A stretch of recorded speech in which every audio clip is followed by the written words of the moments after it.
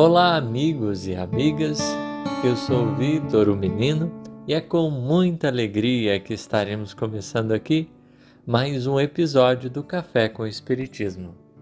Hoje comentaremos sobre a tempestade acalmada. O episódio da tempestade acalmada ele é por demais curioso. Jesus entra com os discípulos no barquinho e eles vão para uma outra banda do Tiberíades. E no meio dessa viagem, eles são surpreendidos por uma tempestade. Jesus está dormindo e os discípulos começam a se desesperar. Jesus acorda, acalma os ventos e depois, questiona eles: ó homens de pouca fé, até quando estarei convosco, Ou em outro evangelista, aonde está a vossa fé? E aí essas reflexões elas são muito importantes. A começar, por exemplo, Jesus estava dormindo, a tempestade estava ali presente, o Cristo estava tranquilo, estava sereno, estava em paz. Tem coisas que não preocupam o mestre, mas tem outras que já preocupam. No caso dessa tempestade acalmada, para ele era um fato comum, estava tranquilo. Mas lá no Horto das Oliveiras ele pede: Senhor, afasta de mim esse cálice, mas para isso não seja a minha vontade, seja a sua. Ali, claro, o cálice não é a morte, A gente não sabe o que é esse cálice, que vento é esse que foi capaz de certa maneira, colocar Jesus naquela condição, de reconhecer que a vontade de Deus, tudo que ele sabia ainda era abaixo do que Deus, a providência dele, poderia direcionar. Então, nós podemos aqui começar a entender que naquele momento, Jesus estava num nível de segurança muito grande. Só que o que para Jesus às vezes é tranquilo, para a gente não é. É uma primeira possibilidade para a gente pensar. Mas por que não é para a gente tranquilo? Às vezes a gente está com medo, E imagina uma criança que às vezes está numa situação de medo, o pai fala assim: não, pode ficar tranquilo, aqui não tem perigo, aqui está tudo.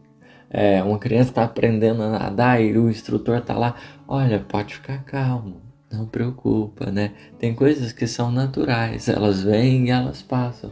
Não fica preocupado não, Imagina Jesus dormir numa situação que era importante. Tem hora que não é de dormir.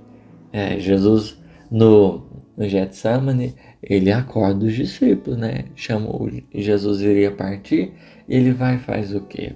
Chama alguns para orar, Pedro, Tiago e João, e os danados dormem no meio da oração. E aí Jesus pergunta: mas vocês não podem, ficar acordados comigo nem um pouquinho? Estamos aqui despedindo e vocês dormindo, a grosso modo dizendo. E aqui nessa passagem Jesus estava dormindo, Eram os discípulos os responsáveis por conduzir o barco. O Cristo estava nele. E o próprio ato dele deitar, dele estar tranquilo, era um sinal: olha, gente, façam aquilo que é preciso, sejam, naquilo que está proposto, vão, E com certeza Jesus já tinha dado as coordenadas. Era preciso firmar no rumo, deixar que a força da fé falasse mais alto e conduzisse eles legitimamente para o destino que eles tinham. E nesse particular, quando a gente é movimentado pela fé e os ventos das dificuldades e das provações se movimentam, a obediência e a resignação é o que nos mantém fortalecidos. Jesus sabia que ia chegar do outro lado. Ele não tinha dúvidas, o coração dele estava em paz. Ele repousava, porque todo aquele que tem fé repousa, mas quem não tem fica preocupado demais da conta. E portanto, não tem obediência e resignação, ou seja, as circunstâncias agitam de tal forma que a pessoa perde toda a referência A matriz da nossa segurança está na fé. A matriz da nossa segurança está na fé. Era a hora deles, confiantes, o mestre fazia a parte que lhes cabia. Jesus já tinha dado a rota. Caberia a eles chegar até o outro lado. Caberia a eles chegar até o outro lado.